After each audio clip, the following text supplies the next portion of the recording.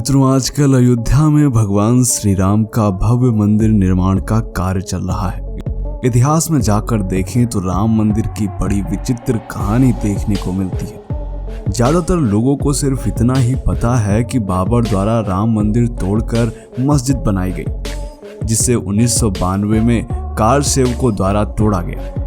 मित्रों, काफी रिसर्च के बाद हम आज के वीडियो में राम जन्मभूमि का संपूर्ण इतिहास बताने का प्रयास करेंगे और यह भी आपको बताएंगे कि आखिर जब राम मंदिर के नीचे खुदाई की गई तो ऐसा क्या मिला जिसने सभी को हैरान कर दिया। मित्रों, राम जन्मभूमि का संपूर्ण इतिहास बहुत लंबा है और एक वीडियो में बताने का मतलब है बेहद संक्षिप्त। फिर भी आज हम महत्वपूर्ण बिंदुओं से आपका परिचय करवाएंगे, इसीलिए मित्रों निवेदन है कि इस वीडियो को अंत तक अवश्य देखें। और यदि आपको यह इतिहास जानने में तनिक भी रुचि नहीं है तो इस वीडियो को छोड़कर आप जा सकते हैं। वीडियो शुरू करने से पहले आपसे एक निवेदन है कि कमेंट में जय श्री राम अवश्य लिखें। चलिए शुरू करते हैं आज का वीडियो। मेरा नाम है धीरेन्द्र और आप देख रहे हैं दी साइंटिफिक हिंदू। भगवान राम के जल समाधि लेने के बाद भगवान राम के पुत्र कुश ने अयोध्या का पुनर्निर्माण किया। इसके बाद सूर्य वंश की 44 पीढ़ियों ने यहाँ पर राज किया। सूर्य वंश के आखिरी महाराज वृहदबल के समय तक अयोध्या की भली प्रकार देखभाल होती रही,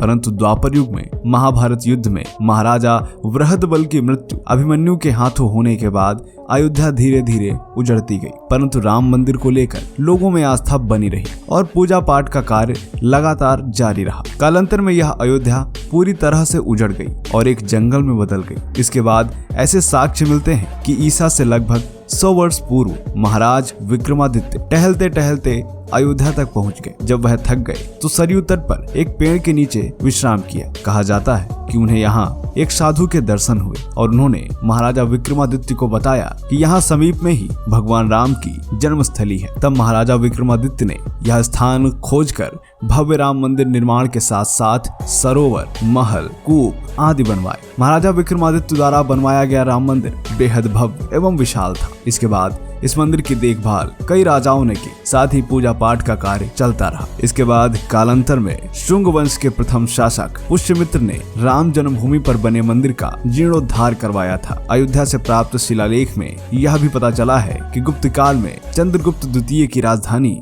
अयोध्या थी। साथ ही उस समय के महाकवि कालिदास ने भी कई बार अयोध्या के राम मंदिर का उल्लेख अपने ग्रंथों में किया है। भारतीय इतिहासकारों के अनुसार 5वीं शताब्दी में अयोध्या बौद्ध केंद्रों के रूप में विकसित हुई। यहाँ पर आदिनाथ सहित 5 तीर्थंकरों का जन्म हुआ। उस समय इसका नाम साकेत हुआ करता था। 5वीं से 7वीं शताब्दी तक यहाँ पर लगभग 20 बौद्ध मंदिर भी थे। साथ ही राम मंदिर भी मौजूद था, जहाँ हर रोज हजारों श्रद्धालु दर्शन के लिए आते थे। 11वीं शताब्दी में कन्नौज के राजा जयचंद ने मंदिर से सम्राट विक्रमादित्य का शिलालेख हटवाकर अपने नाम का शिलालेख लगवा दिया। पानीपत के युद्ध के दौरान राजा जयचंद की मृत्यु हो गई। इसके बाद मुगल आक्रमणकारियों द्वारा अयोध्या सहित मथुरा व काशी पर आक्रमण किया गया और पुजारियों की हत्या कर दी गई। 14वीं शताब्दी तक राम मंदिर सुरक्षित था। 14वीं शताब्दी में जब मुगलों का अधिकार हो गया, इसके बाद 1527 से 28 के दौरान आक्रांता बाबर द्वारा राम मंदिर तोड़कर उसकी जगह मस्जिद बना दी गई। बाबर द्वारा बनाई यह मस्जिद सन 1992 तक विद्यमान रही। हिंदू व मुसलमानों के बीच यह मस्जिद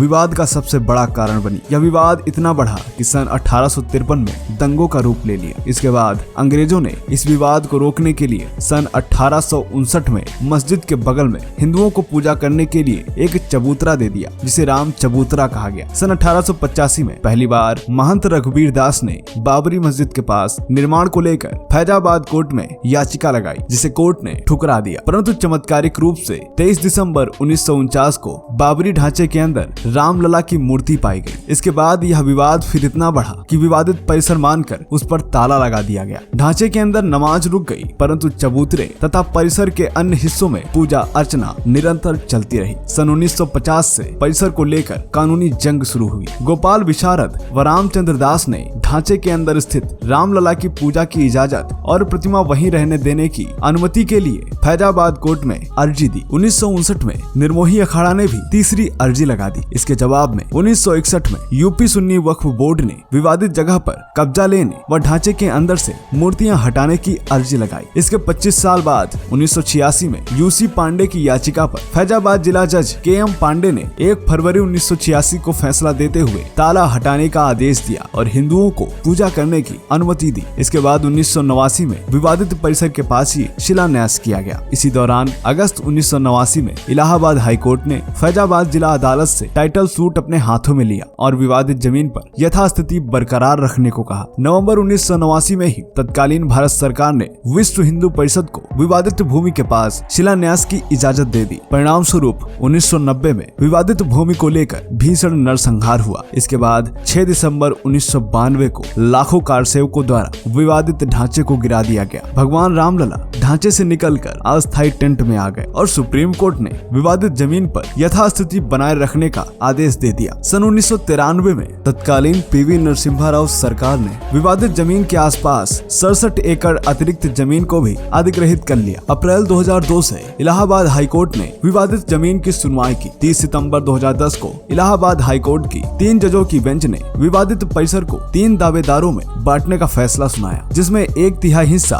हिंदू पक्ष, 1/3 हिस्सा निर्मोही अखाड़ा और तीसरा 1/3 हिस्सा मुस्लिम पक्ष को दिया गया। मई 2011 में सुप्रीम कोर्ट ने कई याचिकाओं को देखने के बाद हाईकोर्ट के फैसले पर रोक लगा दी। इसके बाद सुप्रीम कोर्ट द्वारा बातचीत में मध्यस्थता की कोशिश भी हुई, परंतु विवाद का हल नहीं निकला। आखिरकार 16 अक्टूबर 2019 को तत्कालीन चीफ जस्टिस रंजन गोगोई की अगुवाई में 40 दिनों की मैराथन सुनवाई में फैसला सुरक्षित रख लिया गया और 9 नवंबर 2019 को वह ऐतिहासिक दिन आया जब सुप्रीम कोर्ट ने इस विवाद को हमेशा के लिए समाप्त कर दिया। सर्वोच्च न्यायालय ने संपूर्ण विवादित परिसर पर भगवान राम को मालिकाना हक दे दिया और मंदिर निर्माण के लिए केंद्र की नरेंद्र मोदी सरकार को 3 महीने के अंदर ट्रस्ट बनाने की जिम्मेदारी सौंपी। अदालत ने सरकार को मुस्लिम पक्ष को भी अयोध्या में मस्जिद बनाने के लिए किसी स्थान पर 5 एकड़ जमीन देने का आदेश दिया। इसी आदेश के बाद श्री राम जन्मभूमि तीर्थ क्षेत्र ट्रस्ट ने 5 अगस्त 2020 को वहां भव्य राम मंदिर के निर्माण के लिए भूमि पूजन व आधारशिला का